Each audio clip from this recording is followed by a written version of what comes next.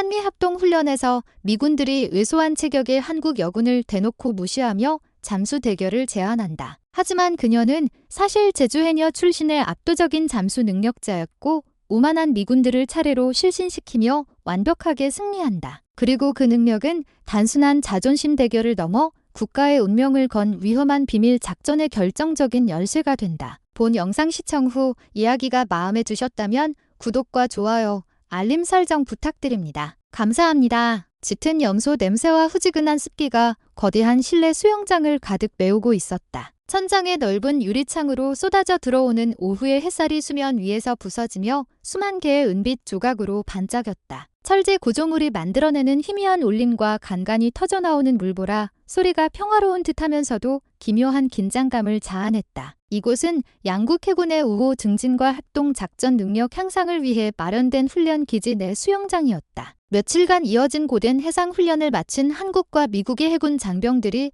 휴식 시간을 보내고 있었다. 대부분의 병사들은 물속에서 공을 던지거나 서로 장난을 치며 피로를 풀고 있었다. 언어의 장벽은 젊음의 활기와 경쟁심 앞에서는 그리 큰 문제가 되지 않는 듯했다. 하지만 그 활기 넘치는 소음 속에서도 보이지 않는 경계와 미묘한 신경전은 존재했다. 특히 세계 최강을 자부하는 미 해군 특수부대원들 사이에서는 자신들이 한 수위라는 오만한 기운이 공기처럼 퍼져나갔다. 그 중심에는 예단 밀러 대위가 있었다. 동료들 사이에서 매드독이라 불리는 그는 이목구비가 뚜렷한 얼굴과 성벽처럼 단단한 근육질 몸을 가진 사내였다. 그의 주변에는 언제나 그를 따르는 무리가 있었고 그들은 수영장 한가운데를 차지한 채 자신들만의 영역을 과시하고 있었다. 그들의 웃음소리는 유난히 컸고 행동은 거침이 없었다. 유설아 하사는 수영장 가장자리 다이빙대 아래의 그늘진 곳에서 조용히 몸을 풀고 있었다. 그녀는 이번 합동훈련에 참가한 몇 안 되는 한국 여군 중 한 명이었다. 구리빛으로 글린 피부와 군살 하나 없는 탄탄한 몸매는 오랜 군 생활과 자기 단련의 결과물이었지만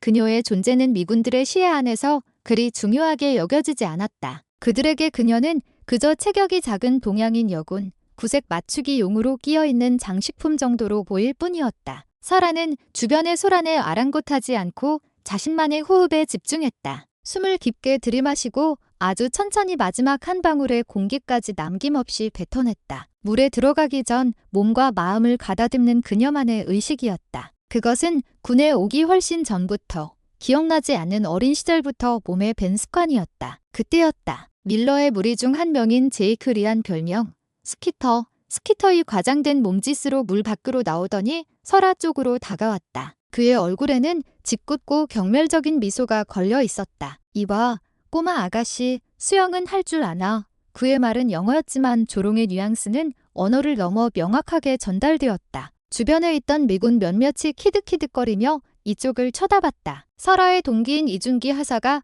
불편한 표정으로 그녀의 곁으로 다가왔다. 유설아 하사, 저 자식들이 또 무시해. 하지만 설아는 대꾸하지 않았다. 그녀는 라이언을 쳐다보지도 않은 채 다시 한번 길고 깊은 호흡을 가다듬었다. 그녀의 무관심은 라이언이 자존심을 더욱 자극했다. 와, 못 듣는 척하는 건가? 아니면 물이 무서워서 그러는 건가? 괜찮아. 우리가 옆에서 튜브라도 잡아줄 수 있는데. 이제 주변의 시선이 더 많이 쏠리기 시작했다. 한국 해군들도 이 불쾌한 상황을 인지하고 있었지만 섣불리 나섰다가 괜한 마찰을 일으킬까 봐 주저하는 기색이 역력했다. 훈련 기간 동안 양국군의 화합을 강조하는 지휘관들의 목소리가 귓가에 맴돌았기 때문이다. 그때 무리의 리더인 밀러가 천천히 다가왔다. 그는 설아의 머리부터 발끝까지를 훑어보며 평가하듯 말했다. 그의 목소리는 라이언보다 낮고 조용했지만 그 안에 담긴 오만함의 무게는 훨씬 더 무거웠다. 데이비드, 숙녀에게는 좀 더 정중하게 대해야지.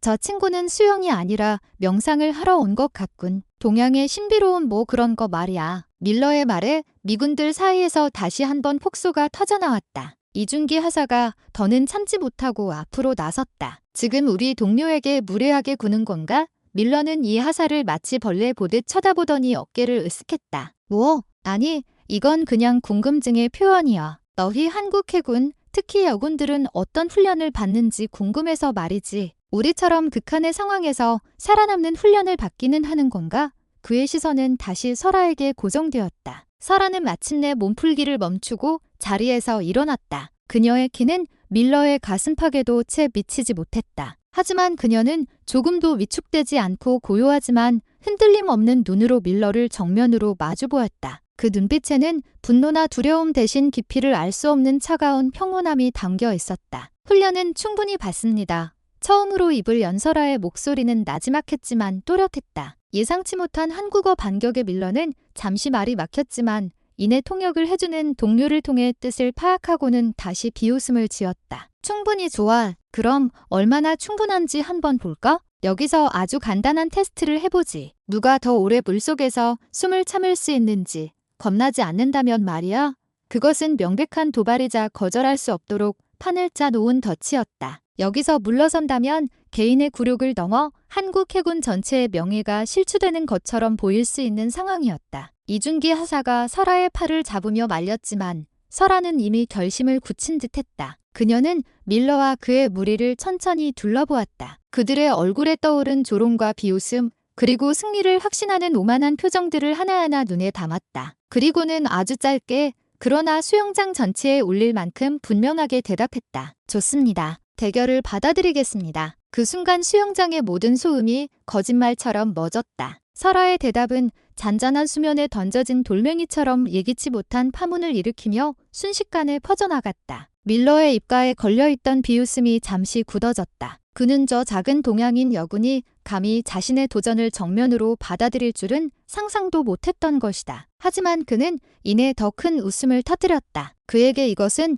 이제 막 시작된 재미있는 쇼의 서막일 뿐이었다. 유설아의 수락선언은 미군들에게는 유쾌한 코미디의 시작이었고 한국 해군들에게는 불안한 드라마의 서막이었다. 이준기 하사는 설아의 옆에서 거의 애원하듯 속삭였다. 유설아 하사, 제정신이야? 저놈들은 인간이 아니야. UD2 훈련받은 괴물들이라고. 괜히 저런 놈들하고 엮여서 망신당할 필요 없어. 주변의 다른 한국 해군들도 걱정스러운 눈빛으로 그녀를 바라보았다. 그들은 설아가 평소 묵묵하고 성실한 군인이라는 것은 알았지만 저 거구의 미군 특수부대원들을 상대로 무모한 대결을 벌이는 것은 자살 행위나 다름없다고 생각했다. 하지만 설아의 표정에는 변화가 없었다. 그녀는 오히려 이 하사를 보며 희미하게 미소 지었다. 그 미소는 걱정하지 말라는 무언의 신호였지만 그 깊은 뜻을 아는 사람은 아무도 없었다. 밀러는 자신의 부하 중 가장 먼저 라이언을 지목했다. 그는 마치 투견을 싸움에 내보내는 주인처럼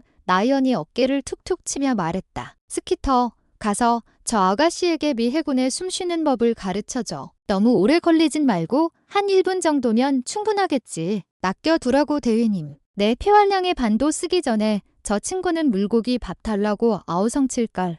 라이언은 의기양양하게 수영장 가장자리로 다가섰다. 그는 일부러 더 과장된 몸짓으로 근육을 부풀리며 준비 운동을 했다. 양쪽 진영의 해군들이 수영장 주변으로 몰려들기 시작했다. 단순한 장난으로 시작된 일이 이제는 양국의 자존심이 걸린 비공식 대결의 양상을 띠게 된 것이다. 한국 해군 중 최고 참이었던 김민성 상사 원문, 이대영 상사 라이테로우 김민성 상사가 인상을 찌푸리며 다가왔다. 그는 상황을 조용히 끝내고 싶었지만 이미 판이 너무 커져버렸다. 그는 낮은 목소리로 설아에게 말했다. 유설아 하사, 정말 괜찮겠나? 이건 그냥 넘어갈 일이 아닐 수도 있어. 괜한 오기를 부리는 거라면 지금이라도 그만둬. 오기가 아닙니다. 제가 할 수 있는 일입니다.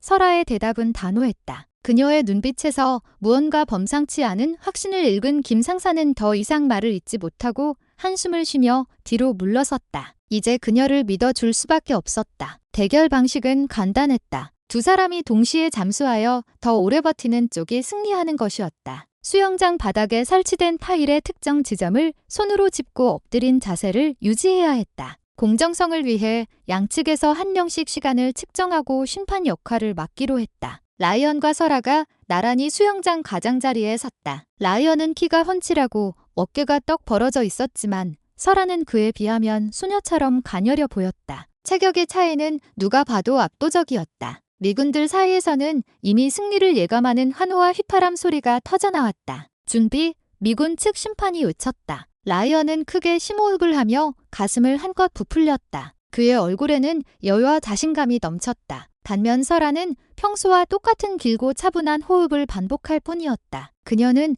눈을 감고 있었다. 그 순간 시끄러운 수영장의 소음은 그녀의 귓가에서 사라지고 오직 하나의 소리만이 들려오는 듯했다. 그것은 아주 먼 기억 속에서부터 들려오는 거친 파도 소리와 어머니의 순비 소리였다. 시작! 신호와 함께 두 사람이 물속으로 들어갔다. 풍덩하는 소리와 함께 하얀 물보라가 일었다. 라이언은 능숙하게 몸을 뒤집어 바닥으로 향했고 설아는 마치 물과 하나가 된 듯 부드럽고 소리 없는 움직임으로 그를 따랐다. 수면 위에서는 초조한 기다림이 시작되었다. 미군들은 농담을 던지며 시시덕거렸고 한국 해군들은 굳은 표정으로 수면 아래의 희미한 인형을 바라보았다. 시간은 느리게 흘러갔다. 30초. 라이언은 미동도 없었다. 그는 이런 훈련에 이골이 난 몸이었다. 45초. 그의 어깨가 아주 미세하게 떨리기 시작했다. 폐 속의 공기가 조금씩 뜨거워지는 것이 느껴졌다. 1분. 이제 슬슬 한계가 느껴지기 시작했다. 그는 옆을 힐끗 보았다. 작은 체구의 한국 여군은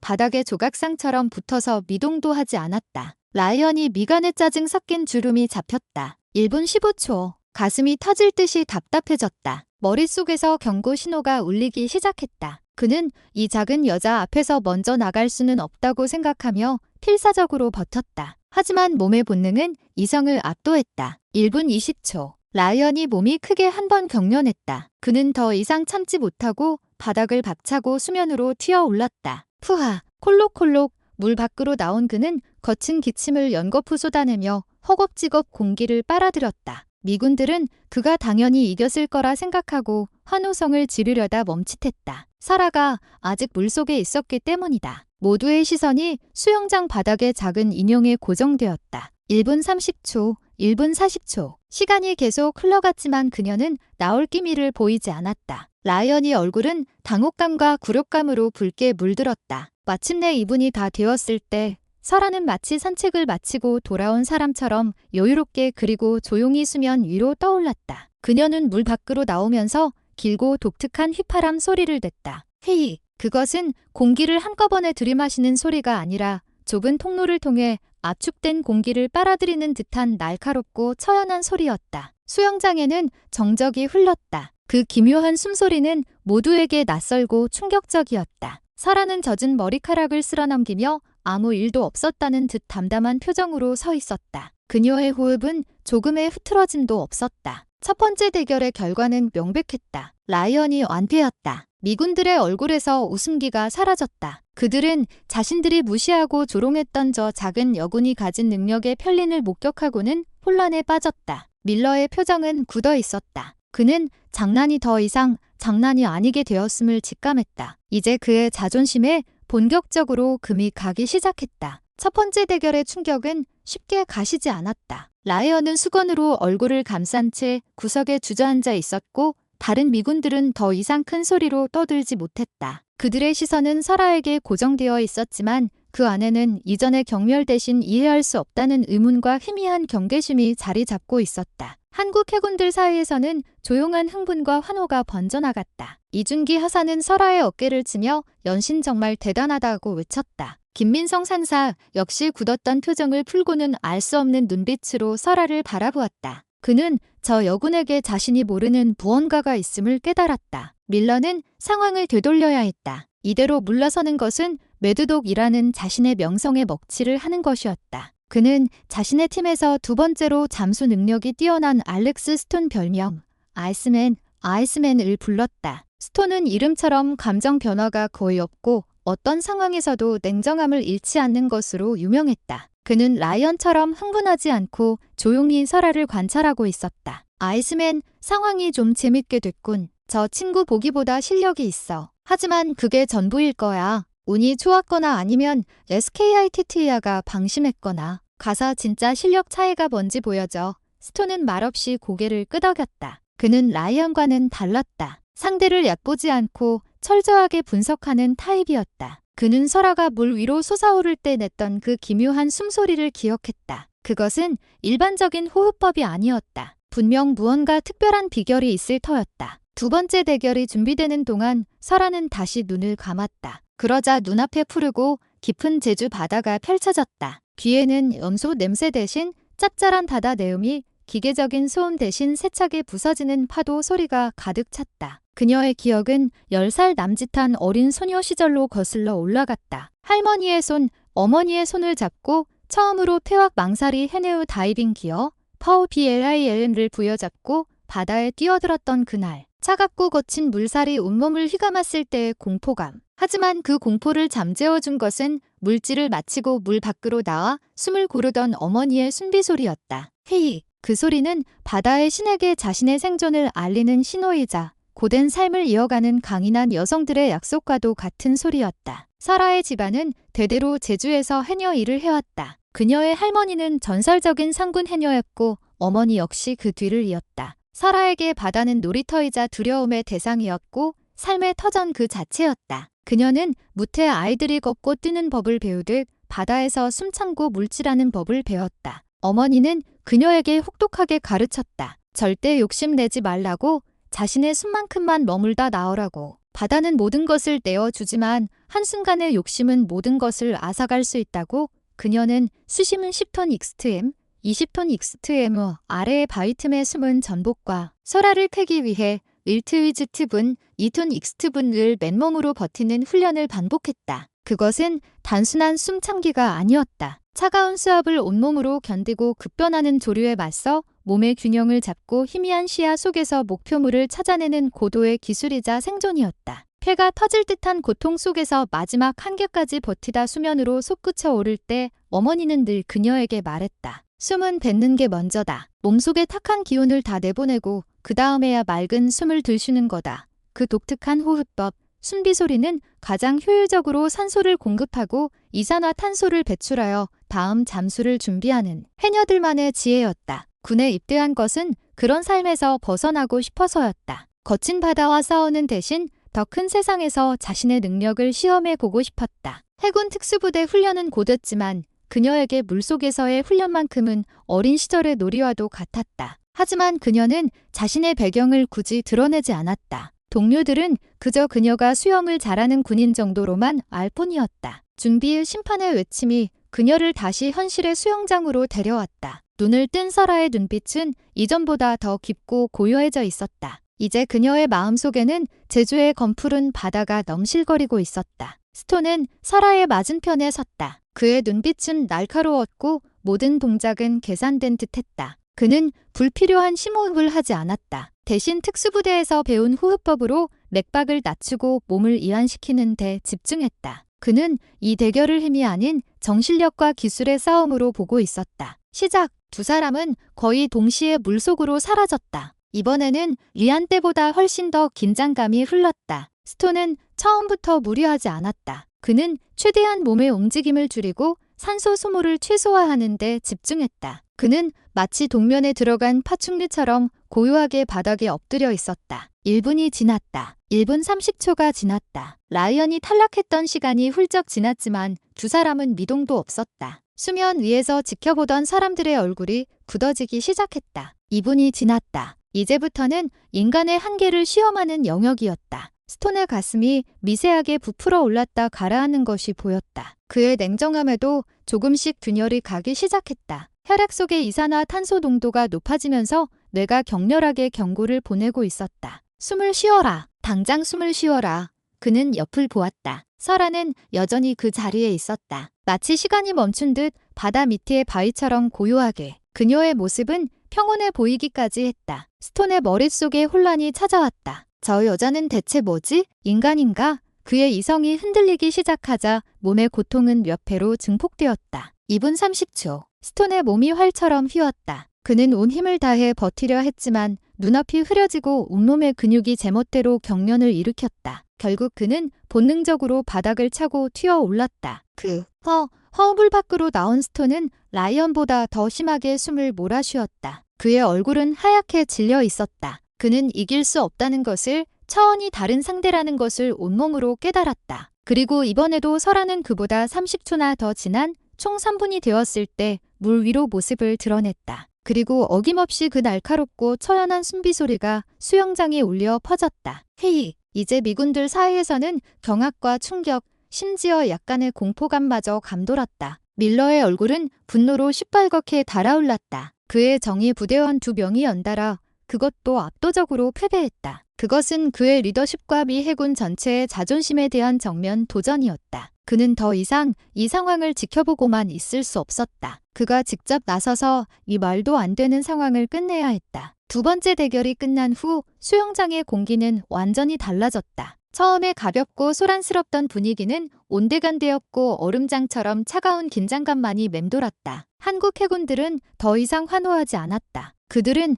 경외감에 찬 눈으로 설아를 바라볼 뿐이었다. 그녀는 단순한 동료가 아니라 이해할 수 없는 힘을 가진 미지의 존재처럼 보이기 시작했다. 반면 미군 진영은 침묵에 휩싸였다. 그들의 리더인 에단 밀러는 이글거리는 눈으로 수면을 노려보고 있었다. 그의 턱 근육이 꿈틀거렸고 굵은 목의 핏대가 선명하게 돋아났다. 그의 정예 부대원 2명이 연달아 패배한 것은 단순한 게임의 패배가 아니었다. 그것은 그의 자부심과 명예, 그리고 그가 속한 조직 전체에 대한 모욕이었다. 그는 저 작고 조용한 동양인 여군이 의도적으로 자신들을 농락하고 있다고 생각했다. 이제 장난은 끝났다. 밀러가 낮은 목소리로 으르렁거렸다. 그 목소리에는 살기마저 느껴졌다. 그는 상의를 벗어던졌다. 성난 근육들로 뒤덮인 그의 상체는 마치 잘 조각된 화강암 덩어리 같았다. 그가 움직이자 주변의 미군들이 길을 열었다. 못의 앞에 홍해가 갈라지듯 그의 앞길이 열렸다. 그는 수영장 가장자리 설아의 바로 앞에 와서 멈춰섰다. 그의 거대한 그림자가 설아의 몸을 완전히 뒤덮었다. 내가 이 쇼의 주인공이 되고 싶은 모양인데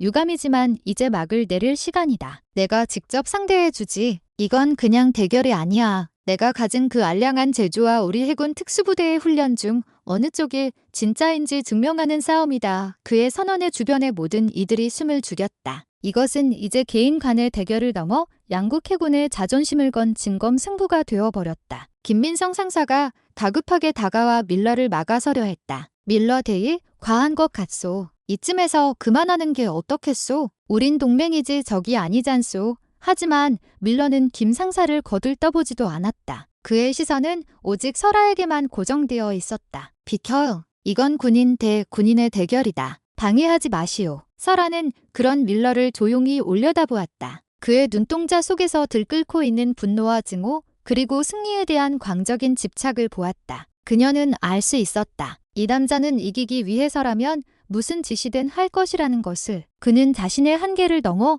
목숨까지도 걸 수 있는 종류의 인간이었다. 설아는 한 걸음 뒤로 물러나지 않았다. 대신 그녀는 나지막하게 말했다. 저는 누구와도 싸우고 싶지 않습니다. 하지만 당신이 원한다면 피하지 않겠습니다. 그녀의 담담한 목소리는 오히려 밀러의 분노에 기름을 부었다. 그는 그것을 자신에 대한 기만이자 조롱으로 받아들였다. 좋아. 그럼 후회하게 해주지. 마지막 대결이 시작되었다. 이번에는 분위기가 이전과는 비교할 수 없을 정도로 무거웠다. 심판을 보는 병사의 목소리마저 떨리고 있었다. 주변의 모든 시선, 모든 호흡이 두 사람에게 집중되었다. 준비, 시작! 밀러는 마치 어뢰처럼 물속으로 뛰어들었다. 엄청난 양의 물이 튀어오르며 수영장 전체를 울렸다. 그는 분노를 힘으로 바꾸어 폭발적인 속도로 바닥을 향해 돌진했다. 설아는 여전히 조용하고 부드럽게 한 마리의 물고기처럼 그의 뒤를 따랐다. 물속에서 두 사람은 극명한 대조를 이루었다. 밀러는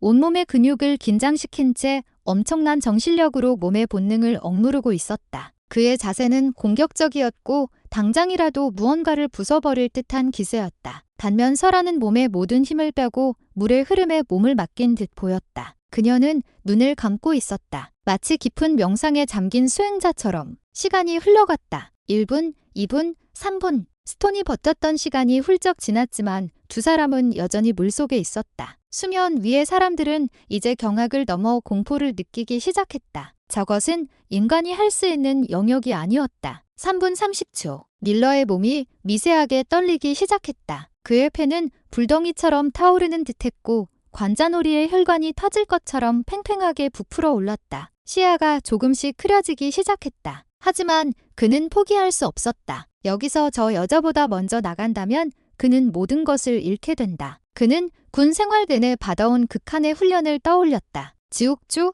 수중폭파 훈련, 포로 신문 훈련. 그 어떤 고통도 이겨냈던 자신이었다. 4분. 이제 밀러의 의식은 거의 한계에 다다랐다. 그의 눈에 비친 수영장 바닥의 타일이 기괴한 형태로 일그러지기 시작했다. 그는 환각을 보고 있었다. 옆을 돌아보았다. 설아는 여전히 그 자리에 있었다. 그는 순간 그녀의 모습에서 검은 옷을 입고 바다 깊은 곳에서 해초처럼 흔들리던 어떤 여인의 환영을 보았다. 그것은 두려움의 형상이었다. 그의 이성이 마침내 끊어졌다. 그는 이겨야 한다는 강박관념에 사로잡혀 몸이 보내는 마지막 생존 신호마저 무시해버렸다. 4분 15초. 밀러의 몸이 크게 한 번 튕겨 오르더니 이내 모든 움직임을 멈추었다. 그의 손이 힘없이 바닥에서 떨어져 나갔고 몸이 서서히 물 위로 떠오르기 시작했다. 그의 입에서 마지막 남은 공기 방울들이 허무하게 새어나왔다. 세상에, 밀러가 실신했다. 미군 측 심판이 비명을 질렀다. 수영장은 순식간에 아수라장이 되었다. 미군 병사 두세 명이 급하게 물속으로 뛰어들어 축 늘어진 밀러의 몸을 건져 올렸다. 물 밖으로 끌려나온 밀러의 얼굴은 시체처럼 창백했고 입술은 파랗게 질려 있었다. 그 아수라장 속에서 설아가 조용히 물 위로 떠올랐다. 헤이! 그녀의 숨비소리가 그 어느 때보다 길고 처연하게 혼란에 빠진 수영장 전체에 울려 퍼졌다. 그녀는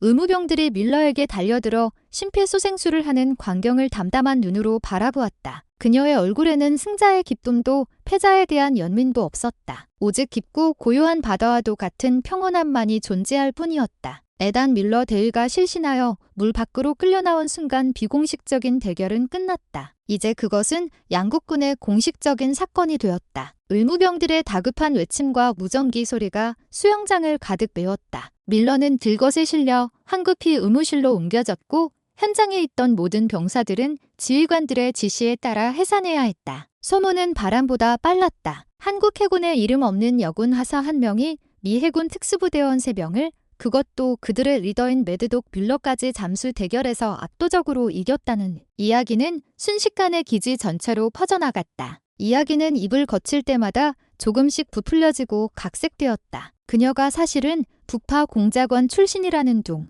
인간 어뢰 훈련을 받은 비밀 병기라는 둥 온갖 추측이 난무했다. 유서라는 사건 직후 김민성 상사와 함께 부대 지휘관에게 불려갔다. 딱딱한 분위기의 사무실에서 그녀는 처음부터 끝까지 있었던 일을 담담하게 보고했다. 그녀의 보고를 듣는 지휘관의 표정은 복잡 미묘했다. 부하가 미군의 오만한 콧대를 꺾어놓은 것은 통쾌한 일이었지만 동시에 동맹국과의 관계에 불필요한 마찰을 일으킨 것은 곤란한 일이었다. 유서라 하사, 이번 일은 잘잘못을 따지기 전에 매우 민감한 사안이다. 미군 측에서 공식적으로 문제를 제기하지 않는 이상 우리도 조용히 넘어가도록 하겠다. 하지만 다시는 이런 개인적인 충돌이 발생하지 않도록 주의하도록. 지휘관의 말은 사실상 잘했지만 앞으로는 그러지 말라는 뜻이었다. 설아는 알겠습니다라고 짧게 대답하고 경례를 붙였다. 사무실을 나온 그녀를 기다리고 있던 것은 동료들의 뜨거운 시선이었다. 이전까지 그녀를 그저 조용한 동료로만 여겼던 그들은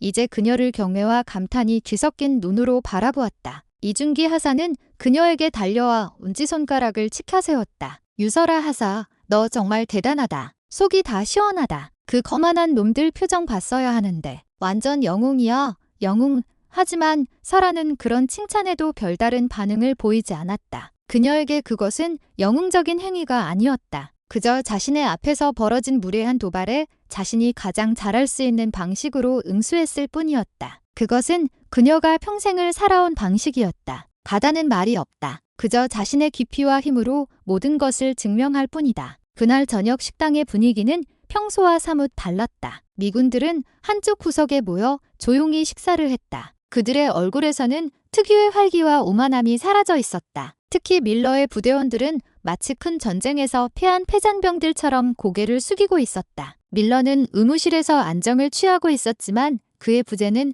오히려 더 큰 패배감을 안겨주는 듯했다. 반면 한국 해군들의 식탁은 조용하면서도 활기가 넘쳤다. 그들은 연신설아가 앉은 쪽을 힐끔거리며 미소를 지었다. 그녀는 이제 단순한 하사가 아니라 한국 해군의 자존심을 지켜낸 상징적인 인물이 되어 있었다. 며칠이 지났다. 기지 내에서 유설아의 존재감은 완전히 달라졌다. 이전에는 아무도 주목하지 않던 그녀가 복도를 지나갈 때면 미군들조차 슬쩍 비켜서며 길을 터주었다. 그들의 눈빛에는 더 이상 조롱이나 무시가 없었다. 대신 그 자리에는 이해할 수 없는 존재에 대한 호기심과 일종의 경외심이 자리 잡고 있었다. 그들은 그녀를 코리안 머메이드 혹은 사일런트 뎁스 같은 별명으로 부르기 시작했다. 밀러는 다음 날 퇴원하여 부대로 복귀했다. 그는 신체적으로는 완전히 회복되었지만 정신적인 충격은 쉽게 가시지 않는 듯했다. 그는 이전처럼 큰 소리로 떠들거나 거들먹거리지 않았다. 대부분의 시간을 혼자 생각에 잠겨 보내거나 묵묵히 개인 훈련에만 몰두했다. 그는 설아와 마주치는 것을 의도적으로 피하는 것처럼 보였다. 합동 훈련의 마지막 날밤, 양국군의 친목을 다지는 조촐한 행사가 열렸다. 시끌벅적한 분위기 속에서 설아는 구석에 앉아 조용히 음료수만 마시고 있었다. 그때 누군가 그녀의 앞에 와서 섰다. 에단 밀러였다. 그의 등장에 주변의 소음이 순식간에 잦아들었다. 모두의 시선이 두 사람에게 쏠렸다. 밀러는 며칠 전에 오만하고 분노에 찬 모습이 아니었다. 그의 얼굴에는 어색함과 복잡한 감정이 뒤섞여 있었다. 그는 한참을 망설이다가 마침내 입을 열었다. 유설아 하사. 그는 서툰 한국어로 그녀의 이름을 불렀다. 그날 내가 무례했다. 당신을 얕보고 당신의 동료들을 무시했다. 군인으로서 그리고 한 인간으로서 부끄러운 행동이었다. 진심으로 사과한다. 밀러는 허리를 숙여 정중하게 사과했다. 그의 갑작스러운 행동에 한국 해군들은 물론 미군들조차 놀란 표정을 지었다. 매드독 밀러가 누군가에게, 그것도 자신들이 무시했던 작은 동양 여군에게 고개를 숙이는 모습은 상상도 할 수 없는 일이었기 때문이다. 설아는 잠시 그를 바라보다가 이내 고개를 끄덕였다. 사과를 받아들이겠습니다. 그녀의 목소리는 여전히 담담했다. 그녀는 덧붙였다. 바다는 누구에게나 공평합니다. 강한 자에게도 약한 자에게도. 중요한 것은 그 깊이를 존중하는 마음입니다. 그 말의 깊은 뜻을 밀러가 얼마나 이해했는지는 알 수 없었다. 하지만 그는 그날 이후 완전히 다른 사람이 되었다. 그는 더 이상 타인을 힘으로 억누르려 하지 않았고 자신과 다른 배경을 가진 이들을 존중하는 법을 배우기 시작했다. 합동 훈련이 끝나고 각자의 부대로 복귀한 후에도 유설아 하사에 대한 전설은 사라지지 않았다. 그 이야기는 해군들 사이에서 오랫동안 회자되었고 새로 부임해 온 미군들에게는 일종의 교훈처럼 전해졌다. 절대로 겉모습만 보고 상대를 판단하지 말라. 특히 바다처럼 고요하고 깊은 눈을 가진 한국의 여군을 만난다면. 합동 훈련이 남긴 파문은 설아의 일상에 잔잔하지만 분명한 흔적을 남겼다. 그녀는 부대 내에서 유명 인사가 되었지만 정작 자신은 그런 변화를 애써 외면했다. 동료들의 쏟아지는 관심과 칭찬, 심지어 상급자들의 격려까지도 그녀에게는 낯설고 불편한 옷처럼 느껴졌다. 그녀가 원했던 것은 조용한 군 생활, 그저 묵묵히 자신의 임무를 수행하는 것이었기 때문이다. 하지만 세상은 그녀를 가만히 내버려 두지 않았다. 잠수 대결 사건은 단순한 해프닝을 넘어 해군 본부의 고위 장교들에게까지 보고되었다. 처음에는 일개 하사의 돌출 행동으로 치부되었지만 그녀가 보여준 경이적인 잠수 능력에 대한 보고가 덧붙여지자 상황은 달라졌다. 해군은 당장 그녀의 신상 기록과 훈련 평가서를 재검토하기 시작했다. 그녀의 군 기록은 평범했다. 체력 검정은 늘 상위권이었고 사격술과 정신 전력 평가도 우수했다. 하지만 그 어떤 기록에도 그녀가 4분 이상 숨을 참을 수 있는 거의 초인적인 능력을 가졌다는 내용은 없었다. 그녀 스스로 그런 능력을 드러낸 적이 없었기 때문이다. 며칠 후 설아는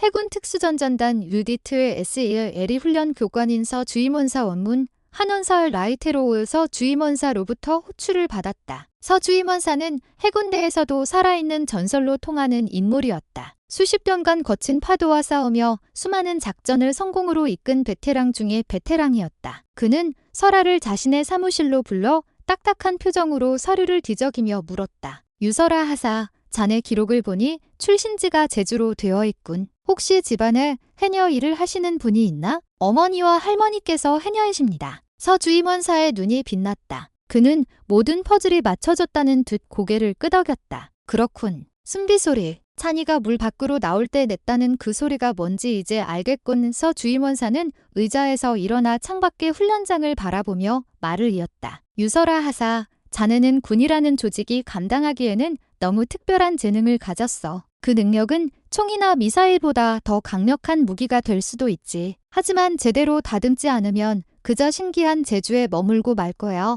그는 돌아서서 설아를 정면으로 응시했다. 그의 눈빛은 날카로운 칼날처럼 설아의 내면을 꿰뚫는 듯했다. 자네에게 선택권을 주겠다. 지금처럼 평범한 함정 근무를 계속할 수도 있고 아니면 내 밑으로 와서 진짜 바다의 전사가 되는 길을 걸을 수도 있다. 물론 그 길은 지금껏 자네가 겪어온 어떤 고통보다 더 힘들고 외로울 거다. 남들과는 다른 길이니까. 그것은 파격적인 제안이었다. 여군에게, 그것도 하사 계급의 부사관에게 유디트 실의 훈련단 교관이 직접 스카우트 제의를 하는 것은 전례가 없는 일이었다. UDT는 해군 내에서도 가장 혹독한 훈련을 거친 정예만이 갈 수 있는 곳이었고 여군에게는 그 문이 사실상 닫혀 있었다. 설아는 잠시 망설였다. 그녀는 군에 입대한 이유가 제주해녀의 삶, 그 지긋지긋한 바다로부터 벗어나기 위해서였다. 그런데 이제 와서 다시 바다로, 그것도 가장 깊고 어두운 곳으로 돌아가라는 제안을 받은 것이다. 운명의 장난처럼 느껴졌다. 하지만 그녀의 마음 한구석에서는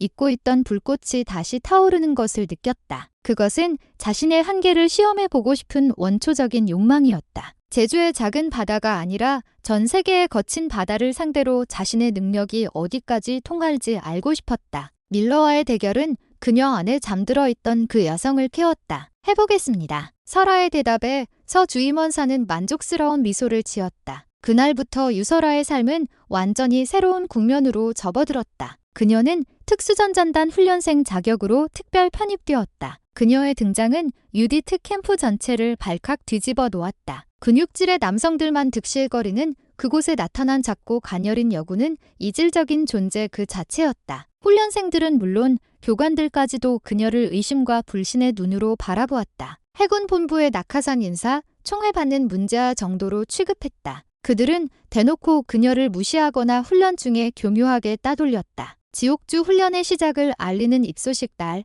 훈련 대장은 모든 훈련생 앞에서 그녀를 지목하며 말했다. 여기 있는 유일한 여군 훈련생은 잘 들어라. 우리는 너에게 어떤 특혜도 주지 않을 것이다. 남자들과 똑같이 훈련받고 똑같이 평가받을 것이다. 버티지 못하겠다면 저기 있는 종을 3번 치고 떠나면 된다. 누구도 너를 비난하지 않을 것이다. 어차피 모두가 그렇게 예상하고 있으니까. 그것은 격려를 가장한 경고이자 포기를 종용하는 압박이었다. 하지만 설아는 흔들리지 않았다. 그녀는 수많은 남자 훈련생들의 적대적인 시선을 온몸으로 받으며 굳건히 서 있었다. 그녀의 마음속에는 오직 하나의 생각뿐이었다. 바다는 남녀를 구분하지 않는다. 오직 준비된 자와 준비되지 않은 자를 구분할 뿐이다. 그렇게 유설아의 새로운 싸움이 시작되었다. 그것은 미군과의 자존심 대결과는 차원이 다른 자신의 육체적, 정신적 한계와 싸우는 고독한 투쟁이었다. 물로 돌아온 바다의 딸은 이제 다시 한번 스스로를 증명해야 하는 시험대 위에 올라선 것이다. 유디트 훈련의 첫날은 설아에게 육체적인 고통보다 정신적인 고립감을 먼저 안겨주었다. 수십 명의 훈련생 중 유일한 여성이자 특별 편입된 이방인, 그녀는 철저히 혼자였다. 동기들은 그녀에게 말을 걸지 않았고 눈도 마주치려 하지 않았다. 그들에게 그녀는 자신들의 영역을 침범한 불청객이자 곧 떨어져 나갈 낙오자 후보 1순위일 뿐이었다. 훈련은 새벽부터 시작되었다. 차가운 새벽 공기를 가르며 구보를 하고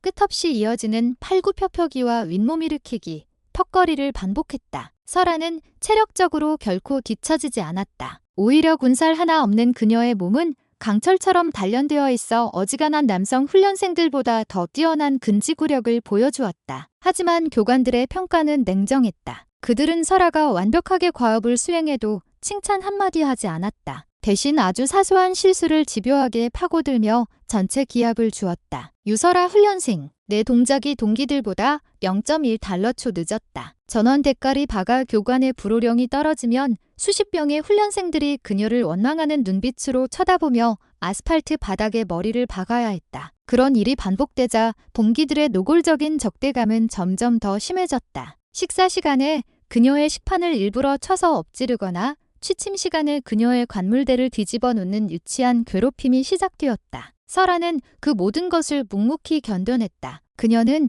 누구에게도 불평하지 않았고 도움을 청하지도 않았다. 그녀는 알고 있었다. 이곳에서 살아남기 위해서는 동정이나 이해가 아니라 압도적인 실력으로 자신을 증명하는 수밖에 없다는 것을. 진정한 시험은 바다에서 시작되었다. 차가운 겨울 바다에 전투복을 입은 채로 뛰어드는 냉수욕 훈련. 살을 애는 듯한 추위의 훈련생들은 비명을 지르며 몸을 떨었다. 하지만 설아는 오히려 물속에서 평온함을 느꼈다. 제주의 겨울 바다에 비하면 이 정도의 추위는 견딜 만했다. 그녀는 교관의 지시가 없었음에도 불구하고 물속으로 머리를 집어넣고 깊게 잠수를 했다. 그녀의 그런 모습은 교관들의 눈에 띄었지만 그들은 여전히 아무 말도 하지 않았다. 훈련의 강도는 날이 갈수록 높아졌다. 무거운 고무보트를 머리에 이고 해안가를 달리는 IBS 훈련, 칠흑 같은 어둠 속에서 독도범만으로 산과 바다를 헤쳐 나가는 생존 훈련. 육체적인 피로는 극에 달했고 잠은 하루에 한두 시간밖에 잘 수 없었다. 낙오자들이 속출하기 시작했다. 훈련생들은 지옥 같은 현실 앞에서 하나둘씩 포기의 종을 울렸다. 설아에게도 위기는 찾아왔다. IBS 훈련 중 한 조가 된 동기들이 의도적으로 그녀에게 가장 무거운 보트의 중앙 부분을 맡겼다. 파도가 거세게 치는 해안을 달리던 중 한 동기가 발을 헛디디는 척하며 균형을 무너뜨렸다. 수백 페이지에 달하는 고무보트가 그대로 설아의 어깨를 짓눌렀다. 박. 그녀는 짧은 비명을 지르며 모래사장에 쓰러졌다. 어깨뼈가 부서지는 듯한 극심한 고통이 몰려왔다. 교관이 달려와 그녀의 상태를 살폈다. 일어설 수 있나 할 수 있습니다. 설아는 이를 악물고 일어섰다. 어깨는 마비된 것처럼 감각이 없었지만 정신력으로 버텼다. 그녀가 다시 보트를 어깨에 매자 그녀를 쓰러뜨렸던 동기의 눈빛이 미세하게 흔들렸다. 그는 저 작은 여자가 그 정도의 충격을 받고도 다시 일어설 줄은 몰랐던 것이다. 그날 밤 의무실에서 어깨에 붕대를 감은 채 돌아온 설아에게 한 동기가 다가왔다. 그는 훈련 기간 내내 그녀에게 가장 적대적이었던 인물 중 한 명이었다. 그는 주뼛거리며 파스 한 장을 내밀었다. 이거 붙여라. 낮에는 미안했다. 그것은 첫 번째 변화의 신호였다. 설아는 말없이 파스를 받아들었다. 훈련의 하이라이트인 지옥주가 시작되자 훈련생들의 육체와 정신은 극한까지 내몰렸다. 닷새 동안 잠을 자지 않고 쉬지 않고 훈련을 받아야 했다. 갯벌에서 구르고 흙탕물을 마시고 인간의 존엄성마저 포기해야 하는 순간들이 이어졌다. 많은 훈련생들이 환각과 환청에 시달리며 쓰러져 나갔다. 하지만 설아는 오히려 시간이 지날수록 눈빛이 더욱 또렷해졌다. 그녀는 훈련의 고통 속에서 제주의 해녀들이 겪어야 했던 생존 투쟁을 떠올렸다. 거친 파도와 싸우고 숨막히는 고통을 이겨내며 가족의 생계를 책임져야 했던 어머니와 할머니의 삶. 그것에 비하면 이 훈련은 차라리 공평한 싸움이었다. 노력한 만큼, 버틴 만큼 인정받을 수 있는 곳이었다. 지옥주의 마지막 날, 마지막 훈련 과제는 수중 침투 훈련이었다. 차가운 밤바다 속에서 오직 나침반 하나의 의지의 목표 지점까지 몰래 헤엄쳐 가야 했다. 이미 체력이 바닥난 훈련생들에게는 거의 불가능에 가까운 임무였다. 설아는 물속에 들어가자마자 다시 자신의 세상으로 돌아온 듯한 안정감을 느꼈다. 물 밖에서의 모든 고통과 소음은 사라지고 오직 고요한 물의 흐름만이 느껴졌다. 그녀는 해녀 시절 몸으로 익혔던 조류를 읽는 법, 물속 지형을 파악하는 법을 이용해 다른 훈련생들보다 훨씬 빠르고 정확하게 목표 지점을 향해 나아갔다. 그녀가 목표 지점에 가장 먼저 도착했을 때 그곳에는 서 주임원사가 그녀를 기다리고 있었다. 그는 아무 말 없이 흠뻑 젖은 그녀의 어깨를 두드려 주었다. 그의 손길은 투박했지만 그 안에는 따뜻한 인정과 격려가 담겨 있었다. 지옥주가 끝나고 살아남은 훈련생은 처음에 1, 3을 도체되지 않았다. 그리고 그 생존자들 중에 유설아가 있었다. 그녀가 훈련장을 걸어 나올 때 더 이상 누구도 그녀를 무시하거나 적대적인 눈으로 바라보지 않았다. 그들의 눈에는 존경과 경외가 가득했다. 그녀는 더 이상 이방인이 아니었다. 지옥의 파도를 함께 넘은 진정한 동료, UDT의 일원으로 인정받은 것이다. 지옥주를 통과한 유설아는 정식으로 UDT B급 SAL 대원이 되었다. 그녀는 더 이상 셔츠에 이름표만 붙인 훈련생이 아니라 검은 베레모와 부대 마크를 달 자격을 얻은 특수전 요원이었다. 하지만 그녀가 마주해야 할 세상은 단순히 육체적인 훈련의 장이 아니었다. 더 깊고 복잡한 관계와 정치라는 또 다른 종류의 심해가 그녀를 기다리고 있었다. 그녀의 존재는 부대 내에서 여전히 뜨거운 감자였다. 그녀의 능력을 인정한 동기들과 서 주임원사 같은 일부 지지자들도 있었지만 대다수의 고참 장교와 부사관들은 여전히 그녀를 탐탁지 않게 여겼다. 그들에게 UDT는 수십 년간 이어져 온 남성 중심의 신성한 영역이었고 설아는 그 전통을 깨뜨리는 위험한 선리였다. 특히 작전 팀장인 강인철 중사는 노골적으로 그녀를 배척했다. 그는 해군 사관학교 출신의 엘리트 장교로 실력은 뛰어났지만 구시대적인 선민 의식과 성차별적인 사고에 갇혀있는 인물이었다. 그는 설아가 자신의 팀에 배속되자 마치 부대의 재앙이라도 닥친 것처럼 행동했다. 여자는 작전에 방해만 될 뿐이다. 감정적이고 체력적으로도 한계가 명확하지. 전시 상황에서 여군 한 명 때문에 팀 전체가 위험에 빠질 수 있다는 걸 왜 모르는 건가? 그는 회의석상에서 공공연하게 설아를 비난했고 그녀에게는 일부러 가장 힘들고 굳은 일만 맡겼다. 무거운 장비를 혼자 옮기게 하거나 모두가 꺼리는 화장실 청소를 전담시키는 시기였다. 명백한 괴롭힘이었지만 설아는 불평 한마디 없이 묵묵히 자신의 임무를 수행했다. 그녀의 그런 태도는 강 중사의 신경을 더욱 거슬리게 만들었다. 그러던 중 남해안에서 가상의 적 침투에 대비한 대규모 훈련이 실시되었다. 설아가 속한 팀은 야간의 고속 단정을 이용해 적의 해안 기지에 침투하여 주요 시설을 폭파하는 임무를 맡았다. 모든 것이 실전처럼 진행되는 중요한 훈련이었다. 출동 직전 강 중사는 팀원들을 모아놓고 최종 브리핑을 했다. 그는 작전 지도를 펼쳐놓고 설명하다가 마지막에 설아를 쳐다보며 말했다. 유설아 하사는 침투조에 포함시키지 않겠다. 너는 보트에서 대기하며 후방을 경계하도록. 작전의 핵심은 은밀함과 신속함인데 네가 따라오면 발목만 잡힐 테니까. 그것은 명백한 임무 배제이자 특수요원으로서의 자존감을 짓밟는 모욕적인 처사였다. 팀원들 사이에서 술렁임이 일었다. 지옥주를 함께한 동료를 이렇게 대하는 것은 부당하다고 생각하는 이들도 있었지만 팀장의 명령에 누구도 감히 이의를 제기하지 못했다. 설아는 입술을 깨물었다. 분하고 억울했지만 그녀는 군인으로서 명령에 복종해야 했다. 알겠습니다. 그녀는 짧게 대답하고 뒤로 물러섰다. 그날 밤 칠흑 같은 어둠 속에서 작전이 시작되었다. 고속 단정은 소리 없이 파도를 가르며 목표 지점으로 접근했다. 해안에서 수백 배무 떨어진 지점에서 강중사를 포함한 침투조가 잠수 장비를 착용하고 물속으로 뛰어들었다. 설아는 두 명의 대기 요원과 함께 보트에 남아 점점 멀어지는 그들의 모습을 착잡한 심정으로 바라보았다. 시간이 흘렀다. 약속된 폭파 시간이 지났지만 아무런 소식도 없었다. 무전기에서는 침묵만이 흘렀다. 보트에 남은 대원들의 얼굴에 불안한 기색이 떠오르기 시작했다. 뭔가 잘못된 게 분명해.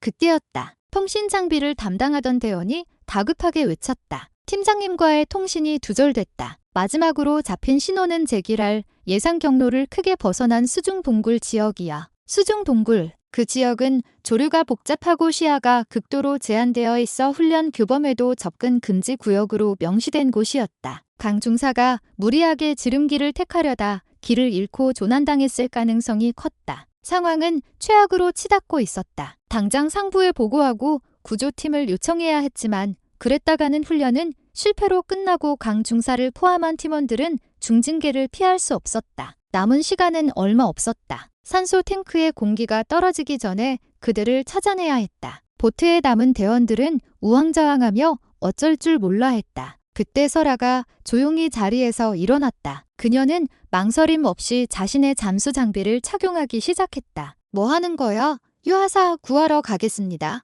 미쳤어. 거긴 유디 특휴관들도 들어가길 꺼리는 곳이야. 너 혼자 들어가서 뭘 어쩌겠다고? 설아는 장비 착용을 마친 뒤 그들을 돌아보며 말했다. 그녀의 눈빛은 그 어느 때보다 차갑고 단호했다. 저는 길을 잃지 않습니다. 바다는 저에게 길을 알려주니까요.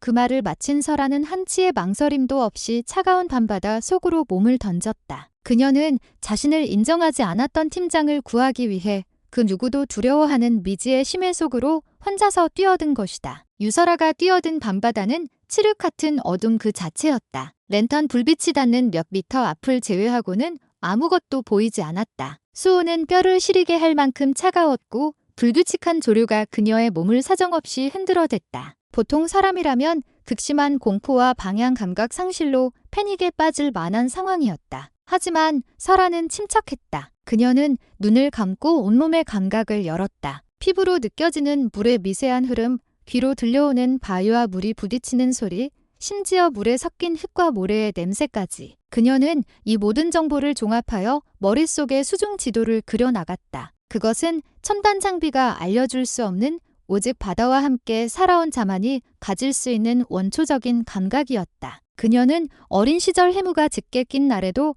바위에 생긴 새와 해초의 종류만으로 집을 찾아오곤 했던 기억을 떠올렸다. 어머니는 그녀에게 늘 말했다. 바다는 눈으로 보는 게 아니라 몸으로 읽는 거다. 설아는 통신 장비에 잡혔던 마지막 신호 지점인 수중 동굴 입구를 향해 나아갔다. 입구는 예상보다 훨씬 좁고 바위들이 날카롭게 튀어나와 있었다. 강한 물살이 동굴 안쪽에서 뿜어져 나오고 있어 안으로 들어가는 것조차 쉽지 않았다. 이런 곳을 왜 들어갔을까?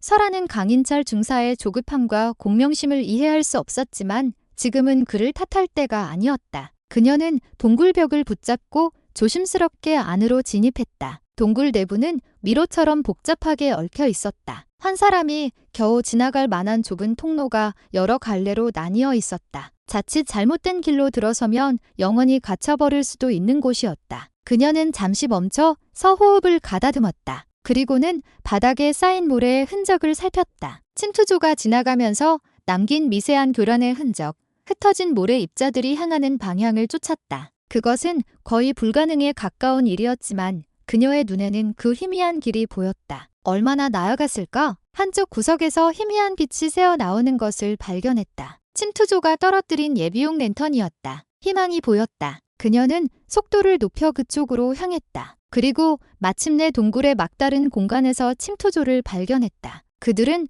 패닉 상태에 빠져 있었다. 강 중사는 나침반을 보며 계속해서 다른 대원들에게 소리치고 있었지만 이리저리 흔들리는 나침반 바늘은 더 이상 방향을 알려주지 못했다. 대원 중 한 명은 이미 산소 부족으로 호흡이 거칠어졌고 다른 한 명은 폐쇄 공포증 증세를 보이며 자신의 장비를 마구 뜯어내고 있었다. 그들 앞에 호련히 나타난 설아의 모습은 마치 유령과도 같았다. 강 중사는 자신의 눈을 의심했다. 임무에서 배제했던 보트에 남겨두고 왔던 그녀가 어떻게 이곳까지 들어왔는지 이해할 수 없었다. 유설아 하사, 네가 설아는 말을 할 시간이 없었다. 그녀는 손짓으로 모두를 진정시키고 각자의 산소 잔량 게이지를 확인했다. 상황은 심각했다. 이대로라면 전원 생존을 장담할 수 없었다. 그녀는 자신의 예비 산소통을 호흡이 가장 불안정한 대원에게 연결해 주었다. 그리고 그녀는 강 중사의 손을 잡고 반대쪽 손으로 동굴 벽을 가리켰다. 그녀는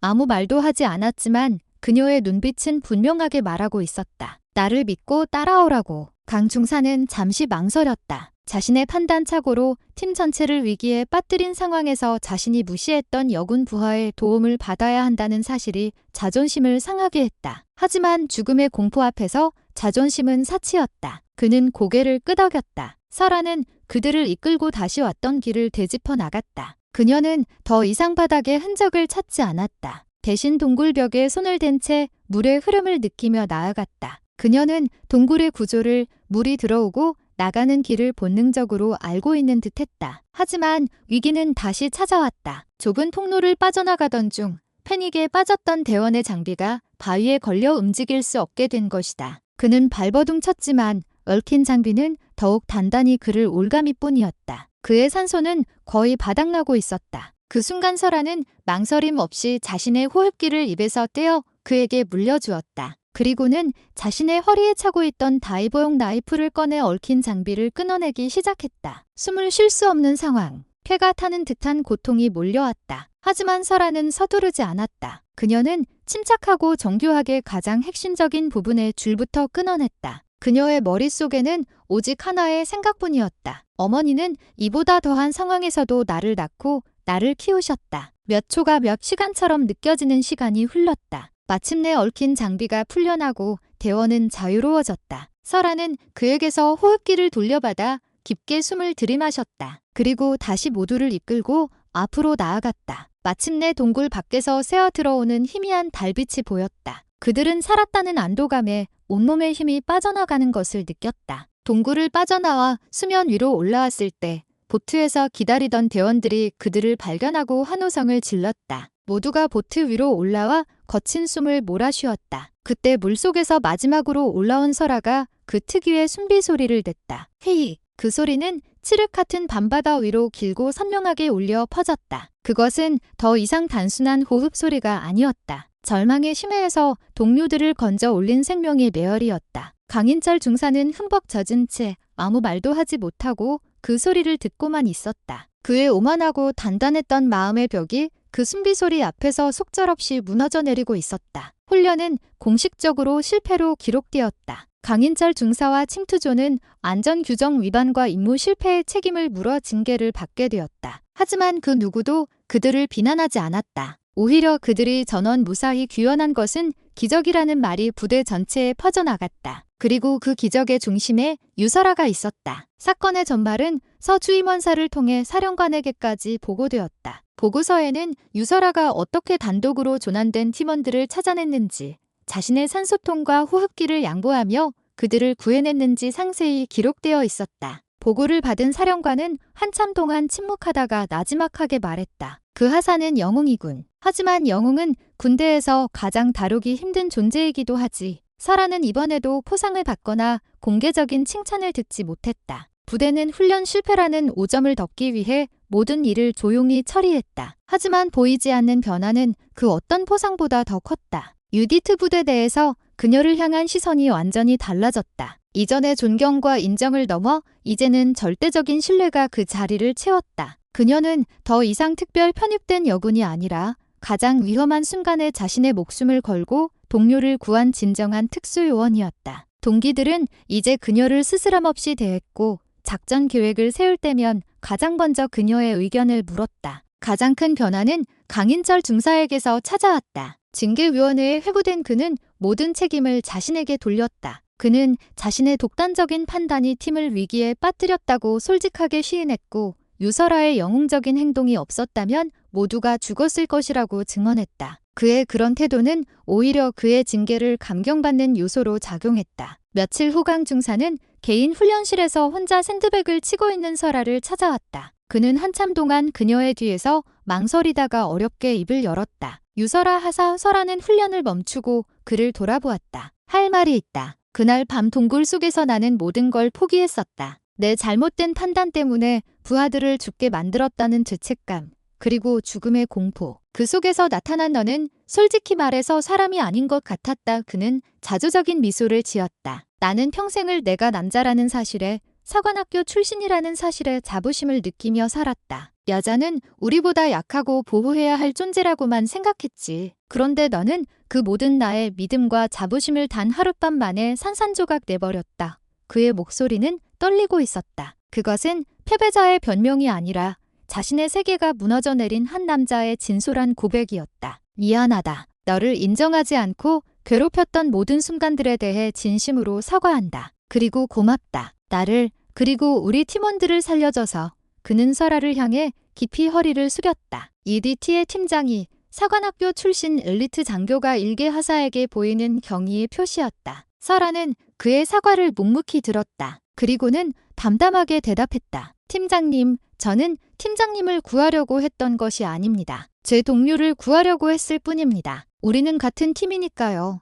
그녀의 말에는 어떤 원망이나 과시도 담겨 있지 않았다. 그저 당연한 사실을 이야기할 뿐이었다. 하지만 그 평범한 말 한마디가 강 중사의 가슴에 비수처럼 꽂혔다. 그는 자신이 팀이라는 단어의 의미를 얼마나 오해하고 있었는지, 진정한 리더십이 무엇인지 비로소 깨닫게 되었다. 그날 이후 강인철 중사는 설아의 가장 든든한 지지자이자 조력자가 되었다. 그는 부대 내의 다른 고참들에게 설아의 능력을 적극적으로 알렸고 그녀에 대한 부당한 편견에 맞서 싸웠다. 그의 노력 덕분에 설아는 부대 내에서 자신의 능력을 마음껏 펼칠 수 있는 기회를 얻게 되었다. 하지만 설아는 여전히 변함이 없었다. 그녀는 늘 가장 먼저 훈련장에 나왔고 가장 늦게까지 남았다. 그녀는 묵묵히 자신의 길을 걸어갈 뿐이었다. 그녀의 주변 세상은 시끄럽게 변해가고 있었지만 그녀의 내면은 언제나 재주의 깊은 바다처럼 고요하고 평온했다. 그녀는 이미 알고 있었기 때문이다. 진정한 강함은 남들에게 인정받는 것이 아니라 어떤 상황에서도 자기 자신을 잃지 않는 것에서부터 나온다는 사실을. 그녀가 쌓아 올린 것은 명성이 아니라 그 누구도 무너뜨릴 수 없는 그녀 자신만의 성벽이었다. 유설아의 명성은 이제 해군 내부를 넘어 국군 전체와 심지어 동맹국 정보기관에까지 알려지기 시작했다. 그녀의 비공식적인 별명인 코리안 머메이드는 이제 존경과 경애가 담긴 공식적인 코드네임처럼 통용되었다. 국방부는 그녀의 특별한 능력을 활용할 방안을 모색하기 시작했고 그녀는 여러 비밀 작전에 조용히 투입되었다. 그녀는 수중 침투, 해저 폭파, 수중 인명 구조 등 물과 관련된 거의 모든 분야에서 인간의 한계를 뛰어넘는 능력을 보여주었다. 그녀의 활약 덕분에 여러 작전들이 성공적으로 완수되었고 그녀는 조용히 여러 개의 훈장을 받았다. 하지만 그녀의 신상과 활약상은 철저히 비밀에 붙여졌다. 그녀는 보이지 않는 곳에서 국가를 지키는 그림자 요원이 되어 가고 있었다. 그러던 어느 날 서주임원사가 그녀를 급히 호출했다. 그의 사무실에는 낯선 얼굴의 민간인 몇 명이 앉아 있었다. 그들의 날카로운 눈빛과 딱딱한 분위기는 그들이 평범한 공무원이 아님을 말해주고 있었다. 유설아 하사, 이분들은 국정원 소속 요원들이다. 서주임원사의 소개에 설하는 조용히 경례를 붙였다. 자신을 팀장이라고 소개한 중년 남자가 서류 뭉치를 내밀며 말했다. 유설아 하사, 당신의 능력에 대해서는 익히 들어서 알고 있어. 지금부터 우리가 하는 이야기는 군사 기밀을 넘어서는 국가 안보와 직결된 1급 비밀이오. 그의 설명은 충격적이었다. 최근 동해 깊은 심해에서 정체불명의 잠수정이 활동하는 것이 포착되었다는 것이었다. 그 잠수정은 기존의 어떤 잠수정과도 다른 소음이 거의 없고 엄청난 속도로 움직이는 최첨단 기술의 집약체였다. 문제는 그 잠수정이 우리 영해의 해저 통신 케이블이 매설된 지역 주변을 맴돌고 있다는 점이었다. 적대 세력이 해저 케이블을 도청하거나 파괴하려는 시도일 가능성이 컸다. 우리 해군의 최첨단 음파 탐지 장비로도 그 물체의 정확한 위치를 특정하기가 어렵습니다. 너무 빠르고 너무 조용해서요. 레이더에 잠시 잡혔다가도 금세 사라져 버립니다. 그래서 우리는 구식이지만 가장 확실한 방법을 쓰기로 결정했소. 팀장의 시선이 설아에게 고정되었다. 인간의 감각을 이용하는 방법 말이요. 우리는 당신이 그 잠수정에 최대한 근접하여 식별장치를 부착하고 돌아오는 임무를 맡아 주었으면 하오. 그것은 사실상 자살 임무에 가까웠다. 심해 수백 대무 아래에서 정체불명의 고속 잠수정을 상대로 맨몸으로 임무를 수행하라는 것이었다. 최첨단 잠수복과 호흡 장치가 지급되겠지만 심해의 엄청난 수압과 예측 불가능한 위험 앞에서는 종이 한 장처럼 무력할 수 있었다. 서주임원사가 걱정스러운 얼굴로 입을 열었다. 이건 명령이 아닐세. 유설아 하사, 자네가 거부하더라도 아무도 자네를 비난하지 않을 거요. 너무 위험한 임무라는 걸 우리 모두 알고 있으니. 하지만 설아의 대답은 정해져 있었다. 그녀는 제주를 떠나 군에 입대했던 첫날을 떠올렸다. 더 큰 세상, 더 깊은 바다를 보고 싶었던 자신의 꿈. 그리고 이제 그녀는 대한민국에서 가장 깊은 심해의 부름을 받고 있었다. 그것은 그녀의 운명과도 같았다. 제가 하겠습니다. 작전은 극비리에 준비되었다. 그녀를 위한 특수심해 잠수복이 제작되었고 그녀는 심해 환경에 적응하기 위한 고압 챔버 훈련을 받아야 했다. 훈련 과정에서 그녀는 또 한 번 모두를 놀라게 했다. 다른 잠수 요원들이 극심한 고통을 호소하는 고압 환경에서 그녀는 마치 고향에 온 듯 편안함을 느꼈다. 그녀의 몸은 이미 수십 년간의 해녀 생활을 통해 심해의 압력에 적응하도록 진화해 있었던 것이다. 작전 당일, 설아는 동해의 작전 해역으로 이동하는 잠수함에 몸을 실었다. 좁고 차가운 잠수함 안에서 그녀는 눈을 감고 정신을 집중했다. 그녀의 마음은 이미 수면 아래 깊고 고요한 심해를 향하고 있었다. 그곳은 빛이 닿지 않는 영원한 어둠의 세계이자 모든 생명이 시작된 태초의 공간이었다. 그녀는 두렵지 않았다. 오히려 알 수 없는 그리움과 평온함을 느꼈다. 잠수함이 목표 지점에 도착했다. 소나 탐지기가 간헐적으로 잡히는 미확인 물체의 희미한 신호를 포착했다. 목표물 3시 방향, 거리 이텍스트큼. 지금부터 유설아 하사의 단독 임무를 개시한다. 어뢰 발사관을 통해 외부로 나온 그녀는 거대한 심해의 압력에 온몸이 짓눌리는 것을 느꼈다. 주변은 완벽한 어둠과 정적뿐이었다. 오직 그녀 자신의 심장 박동 소리와 호흡 소리만이 들려왔다. 그녀는 작은 수중 스쿠터에 몸을 의지한 채 탐지기가 알려준 방향으로 나아갔다. 그녀는 모든 전자 장비를 끈 채 오직 자신의 감각에만 의존했다. 미세한 수온의 변화, 조류의 방향, 그리고 멀리서 들려오는 아주 희미한 금속성의 진동. 그녀는 그것을 쫓았다. 얼마나 지났을까? 그녀의 눈앞에 거대한 검은 형체가 나타났다. 유선용의 동체는 마치 거대한 고래처럼 보였지만 살아있는 생명체가 내뿜는 온기는 전혀 느껴지지 않았다. 차갑고 위협적인 강철의 존재감만이 느껴질 뿐이었다. 목표물이었다. 그녀는 스쿠터의 동력을 끄고 조심스럽게 잠수정에 접근했다. 잠수정의 표면은 미끄러웠고 어떤 종류의 특수 코팅이 되어 있는지 음파를 흡수하는 듯했다. 그녀는 허리에 차고 있던 식별 장치를 꺼내 들었다. 강력한 자석이 내장된 소형 발신기였다. 그녀가 막 장치를 부착하려는 순간이었다. 갑자기 잠수정의 외벽에서 강력한 전류가 흘러나왔다. 찌릿해서라는 감전의 충격으로 비명을 지를 뻔했지만 간신히 참아냈다. 그녀의 잠수복에 내장된 보호 장치가 아니었다면 즉사했을 수도 있었다. 잠수정은 자신에게 접근하는 물체를 감지하고 방어 시스템을 가동한 것이다. 그리고 잠수정이 움직이기 시작했다. 엄청난 속도로 거대한 물에 소용돌이가 일어나며 설아의 몸을 격렬하게 밀쳐냈다. 그녀는 정신을 잃지 않기 위해 안간힘을 썼다. 이대로 놓칠 수는 없어 설아는 마지막 힘을 쥐어짜내고 고속으로 멀어지는 잠수정을 향해 식별 장치를 던졌다. 장치는 포물선을 그리며 날아가 잠수정의 꼬리 부분에 철컥하고 달라붙었다. 임무는 성공했다. 하지만 그녀는 거대한 소용돌이에 휘말려 방향 감각을 완전히 잃어버렸다. 통신 장비는 먹통이 되었고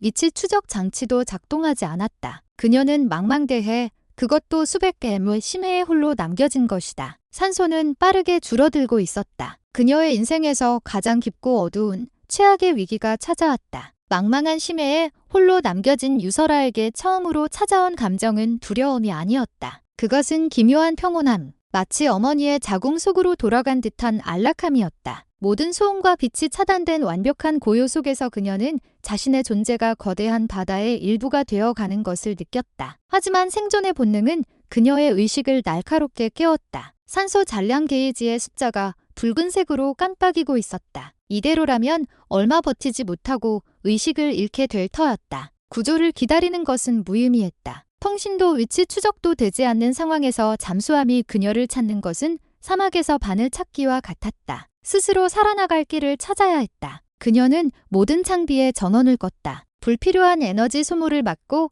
자신의 감각을 최대한으로 끌어올리기 위해서였다. 그리고는 눈을 감고 몸의 힘을 완전히 뺐다. 그녀는 바다의 흐름에 자신의 몸을 맡겼다. 해류에 따라 표류하며 에너지를 비축하는 것. 그것은 해녀들이 망망대해에서 조난당했을 때 사용하는 최후의 생존법이었다. 시간이 얼마나 흘렀는지 알 수 없었다. 1분이 1시간처럼 1시간이 영원처럼 느껴졌다. 해 속의 공기가 점점 희박해지면서 몸이 차갑게 식어갔다. 의식이 희미해지기 시작했다. 그녀의 눈앞에 주마등처럼 과거의 기억들이 스쳐 지나갔다. 할머니의 주름진 손, 어머니의 따뜻한 품, 그리고 처음으로 자신의 힘으로 전복을 땄을 때의 기쁨. 군에 입대하여 동료들과 함께 땀 흘렸던 순간들. 그리고 자신을 무시했던 미군들의 얼굴과 자신을 믿어주었던 서주임원사의 얼굴까지. 그녀의 삶을 이루었던 모든 순간들이 별처럼 반짝이며 떠올랐다. 사라졌다. 이대로 끝나는 건가? 포기하려는 마음이 들었을 때 그녀의 귓가에 환청처럼 어머니의 목소리가 들려왔다. 설아야, 숨은 욕심내면 안 된다. 네가 쉴 곳은 물 밖이 아니라 내 마음속에 있는 거다. 가장 고통스러운 순간에 가장 깊은 숨을 찾아라. 가장 깊은 숨.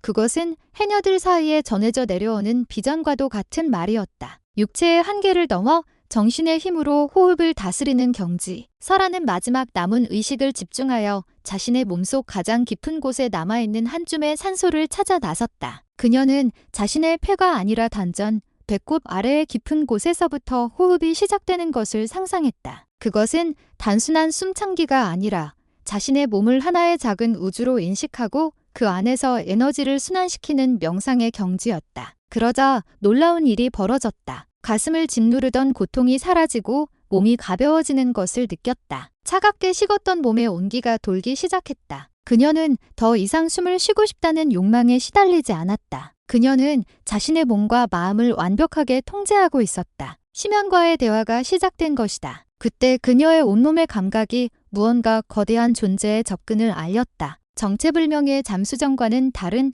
살아있는 생명의 파동이었다. 천천히 눈을 뜨자 그녀의 눈앞에 믿을 수 없는 광경이 펼쳐졌다. 거대한 향유고래 한 마리가 그녀의 주위를 맴돌고 있었다. 심해의 암흑 속에서 스스로 빛을 발하는 플랑크톤들 때문에 고래의 윤곽은 푸른 빛으로 은은하게 빛나고 있었다. 그 크기는 그녀가 타고 왔던 잠수함보다 훨씬 더 거대했고 그 눈동자는 모든 것을 알고 있다는 듯한 깊은 지혜를 담고 있었다. 고래는 그녀를 위협하지 않았다. 오히려 호기심과 연민이 담긴 눈으로 그녀를 바라보며 거대한 머리를 그녀의 몸에 부드럽게 비볐다. 그 따뜻하고 단단한 감촉에 설하는 자신도 모르게 눈물을 흘렸다. 고래는 마치 그녀를 위로하듯 낮은 울음소리를 냈다. 그 소리는 물을 통해 그녀의 온몸으로 전해져 심장의 가장 깊은 곳까지 울렸다. 그것은 언어를 넘어선 교감, 생명과 생명이 나누는 원초적인 대화였다. 설아는 자신도 모르게 고래의 몸에 손을 뻗었다. 그리고 생각했다. 나를 위로 데려다 줄 수 있니?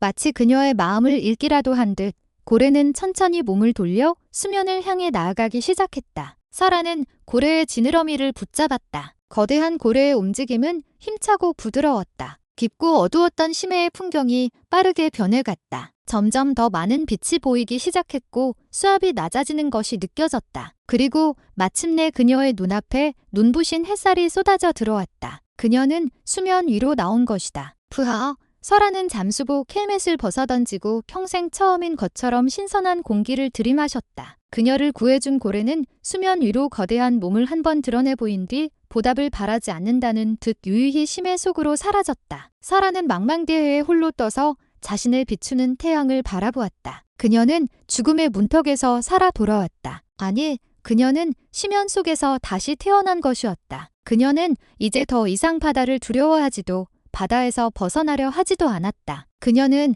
자신이 바다의 일부이며 바다가 자신의 일부임을 온몸으로 깨달았다. 그녀의 내면에서 진정한 평화가 시작되고 있었다. 얼마 후 멀리서 수색 헬기의 프로펠러 소리가 들려오기 시작했다. 그녀는 구조된 것이다. 헬기에서 내려온 구조대원은 살아있는 그녀를 보고 경악을 금치 못했다. 기록상 그녀의 산소는 이미 몇 시간 전에 바닥났어야 했다. 그녀가 어떻게 살아남았는지는 과학적으로 설명할 수 없는 미스터리였다. 그들에게 그녀는 살아있는 전설 그 자체였다. 유설아의 생화는 군과 국정원을 발칵 뒤집어 놓았다. 그녀가 부착한 식별 장치 덕분에 정체불명 잠수정의 이동 경로는 실시간으로 추적되고 있었고 이는 국가 안보에 결정적인 정보를 제공했다. 하지만 그보다 더 큰 관심사는 그녀가 어떻게 그 극한의 상황에서 살아남았느냐 하는 것이었다. 의무 장교들은 그녀의 신체를 정밀 검사했지만 아무런 이상도 발견하지 못했다. 오히려 그녀의 심폐기능과 혈액순환 능력은 이전보다 훨씬 더 활성화되어 있었다. 심리학자들은 그녀와의 면담을 통해 외상 후 스트레스 장애를 진단하려 했지만 그녀의 정신은 바위처럼 단단하고 호수처럼 평온했다. 그녀는 심해에서 겪었던 일, 특히 향유고래와의 교감에 대해서는 아무에게도 말하지 않았다. 그것은 자신과 바다만이 공유하는 비밀스러운 대화였고 언어로 설명할 수 없는 신성한 경험이었기 때문이다. 사람들은 그녀가 특수훈련과 초인적인 정신력으로 버텨냈다고 결론지었고 그녀의 전설의 신비로운 한 페이지가 더해졌을 뿐이었다. 이번 임무의 공로로 그녀는 파격적인 특별 진급과 함께 보국 훈장을 수여받았다. 하지만 모든 행사는 비공개로 진행되었고 그녀의 이름과 얼굴은 여전히 세상에 알려지지 않았다. 그녀는 다시 부대로 복귀했지만 이전과는 다른 대우를 받았다. 그녀는 더 이상 일반적인 작전이나 훈련에 투입되지 않았다. 대신 해군 본부 직속의 특수임무대에 소속되어 그녀의 능력이 반드시 필요한 국가적인 위기 상황에만 투입되는 특별한 존재가 되었다. 그녀에게는 개인 연구실과 최첨단 장비들이 제공되었고 자신의 능력을 체계적으로 연구하고 발전시킬 수 있는 시간이 주어졌다. 그녀는 그 시간 동안 동해 심해에서 얻었던 깨달음을 바탕으로 자신만의 호흡법과 명상법을 완성해 나갔다. 그것은 단순한 잠수 기술이 아니라 인간의 정신과 육체를 극한까지 조화롭게 만드는 수련법에 가까웠다. 그녀는 자신의 몸이 내는 작은 소리에 귀를 기울였고 마음의 흐름을 파도처럼 관조했다. 그녀를 찾아오는 사람들도 많아졌다. 그녀의 능력을 배우고 싶어하는 특수부대원들, 그녀의 생존 비결을 연구하고 싶어하는 과학자들, 심지어 그녀에게서 영감을 얻고 싶어하는 예술가들까지. 그녀는 그 모든 이들을 담담하게 맞이했지만 자신의 핵심적인 비밀은 결코 드러내지 않았다. 그녀는 그저 그들에게 바다를 존중하는 법, 그리고 자기 자신을 믿는 법에 대해서만 이야기해 주었다. 그녀의 삶에 가장 큰 변화를 가져온 것은 에단 밀러의 방문이었다. 합동훈련 이후 완전히 다른 사람이 되었던 그는 주한미군 복무를 마치고 본국으로 돌아갔다가 몇 년 만에 해군 무관 자격으로 다시 한국을 찾았다. 그는 수소문 끝에 설아가 있는 부대를 찾아왔다. 몇 년 만에 다시 만난 두 사람은 예전에 어색하고 긴장감 넘치던 모습이 아니었다. 밀러는 훨씬 더 겸손하고 성숙해져 있었고 설아는 더욱 깊고 평온한 분위기를 풍겼다. 이제는 상사라고 불러야겠군. 당신 소식은 많이 들었소. 미 해군에서도 당신은 전설이여. 밀러는 진심 어린 존경의 눈빛으로 그녀를 바라보았다. 당신과의 만남이 내 인생을 바꾸었소. 나는 힘이 전부라고 믿었지만 당신은 나에게 보이지 않는 힘, 내면의 힘이 얼마나 강한지를 가르쳐 주었지. 나는 그 이후로 동양 철학과 명상에 대해 공부하기 시작했어. 그는 잠시 머뭇거리다가 조심스럽게 물었다. 한 가지만 물어봐도 되겠소? 당신의 그 힘은 도대체 어디서 나오는 거요? 그 깊이를 알 수 없는 평온함은. 설아는 창밖으로 보이는 바다를 바라보며 잠시 생각에 잠겼다. 그리고는 조용히 입을 열었다. 파도를 타는 서퍼들을 본 적 있습니까? 물론이요. 그들은 파도와 싸우지 않습니다. 파도를 이기려고 하지도 않죠. 그들은 그저 파도의 힘을 느끼고 그 흐름에 몸을 맡길 뿐입니다. 파도가 높아지면 함께 높아지고 낮아지면 함께 낮아집니다. 삶도 마찬가지라고 생각합니다. 밀려오는 시련과 고통이라는 파도와 싸우려 하면 부서질 뿐입니다. 그저 그 흐름을 타고 나아갈 길을 찾아야 합니다. 그녀는 다시 밀러를 바라보았다. 제 힘은 특별한 것이 아닙니다. 저는 그저 바다에게서 파도의 길을 배웠을 뿐입니다. 그녀의 말은 밀러의 마음에 깊은 울림을 남겼다. 그는 비로소 자신이 그토록 찾아 헤맸던 답을 얻은 것 같았다. 그 만남 이후 설아는 중대한 결심을 하게 된다. 그녀는 자신이 얻은 깨달음과 능력을 자신만을 위해 혹은 소수의 작전을 위해서만 사용하는 것이 아니라 더 많은 사람들을 위해 사용해야 한다는 사명감을 느끼기 시작했다. 특히 바다에서 고통받고 위험에 처한 사람들을 돕고 싶었다. 그녀는 군의 전역 지원서를 제출했다. 모두가 그녀의 결정을 만류했다. 보장된 미래와 명예를 버리고 다시 세상으로 돌아가려는 그녀를 이해하지 못했다. 하지만 그녀의 결심은 확고했다. 그녀는 더 이상 군이라는 조직의 틀 안에 머물 수 없었다. 그녀가 가야 할 길은 더 넓은 바다에 있었다. 전역한 유설아가 가장 먼저 찾아간 곳은 그녀의 고향 제주도였다. 몇 년 만에 돌아온 고향의 풍경은 많이 변해 있었지만 비릿한 바다 내음과 세찬 바람만큼은 예전 그대로였다. 그녀는 군복 대신 평상복을 입고 있었지만 그녀의 고든 자세와 깊은 눈빛은 그녀가 평범한 삶을 살아오지 않았음을 말해주고 있었다. 그녀의 집은 여전히 바다가 보이는 작은 마을에 있었다. 그녀가 대문을 열고 들어서자 마당에서 해초를 다듬고 있던 늙은 어머니가 고개를 들었다. 어머니는 주름진 눈으로 한참 동안 딸을 바라보더니 아무 말 없이 다가와 그녀를 꼭 안아주었다. 그 품은 여전히 따뜻하고 짭짤한 바다 냄새가 났다. 왔구나. 내 새끼의 그 한마디에 설아는 그동안 억눌러왔던 모든 감정이 터져 나오는 것을 느꼈다. 그녀는 어린아이처럼 어머니의 품에 안겨 한참을 울었다. 군에서 겪었던 수많은 고통과 외로움, 죽음의 위기 속에서도 흘리지 않았던 눈물이었다. 그날 밤보녀는 마루에 나란히 앉아 밤바다를 바라보았다. 멀리서 들려오는 파도 소리가 두 사람 사이의 침묵을 채웠다. 어머니가 먼저 입을 열었다. 육지물은 입에 맞더냐? 네가 떠나고 나서 이 어미는 하루도 편히 잠든 날이 없었다. 그래도 네가 잘 해내고 있다는 소식 들을 때마다 대견하고 자랑스러웠다. 어머니는 이미 모든 것을 알고 있는 듯했다. 설아는 군에서의 생활과 자신이 겪었던 일들을 덤덤하게 털어놓았다. 시내에서의 조난과 기적 같은 생활 이야기까지. 어머니는 딸의 이야기를 묵묵히 들어주었다. 이야기가 끝나자 어머니는 설아의 손을 잡으며 말했다. 고생 많았다. 이제 다 있고 여기서 편히 쉬어라. 바다는 모든 걸 받아준단다. 내 슬픔도 내 상처도. 하지만 설아는 고개를 저었다. 아니요 어머니. 저 쉬러 온 게 아니에요. 이제부터 시작이에요. 설아는 자신이 앞으로 하고 싶은 일에 대해 이야기했다. 그녀는 자신의 경험과 능력을 바탕으로 해난 구조 전문팀을 만들고 싶다고 했다. 특히 기존의 장비와 기술로는 접근하기 어려운 위험한 현장에서 활동하며 단 한 명의 생명이라도 더 구하고 싶다고 했다. 또한 사라져가는 해녀 문화를 보존하고 해녀들의 안전한 조업 환경을 만드는 데에도 힘을 보태고 싶다고 했다. 그녀의 계획을 들은 어머니의 눈에는 놀라움과 대견함이 교차했다. 바다에서 벗어나고 싶어 했던 딸이 이제는 바다를 지키는 사람이 되어 돌아온 것이다. 네가 가고자 하는 길이 험하고 외로운 길일 게다. 사람들은 너를 이해하지 못할 수도 있고 시기하고 질투할 수도 있겠지. 그래도 내 마음이 시키는 대로 하거라. 그것이 우리 해녀들이 평생을 살아온 방식이니까 어머니는 딸의 결정을 지지해 주었다. 다음 날부터 설아는 자신의 계획을 실행에 옮기기 시작했다. 그녀는 군에서 모은 돈과 퇴직금을 모두 털어 작은 사무실을 열고 순비해양구조대라는 간판을 내걸었다. 그리고 함께할 동료들을 모으기 시작했다. 가장 먼저 그녀를 찾아온 것은 유디트 시절의 동료들이었다. 그녀의 전역 소식을 듣고 한달음에 달려온 그들은 두말 없이 그녀의 팀에 합류하겠다고 했다. 강인철 중사 역시 명의퇴직을 하고 그녀의 곁에서 꾸준히 일을 도맡았다. 그리고 그녀를 믿고 지지해 주었던 주임원사도 퇴역 후 구조대의 기술 고문으로 합류하여 힘을 보탰다. 소문은 빠르게 퍼져나갔다. 그녀의 이야기에 감명받은 잠수 전문가, 해양학자, 의료진들이 전국 각지에서 모여들었다. 미 해군 무관이 된 에단 밀러는 양국 간의 협력 프로그램을 통해 최첨단 구조 장비를 지원해 주었다. 그녀가 뿌린 선한 영향력의 씨앗이 이제는 거대한 숲을 이루기 시작한 것이다. 순비해양구조대의 첫 번째 임무는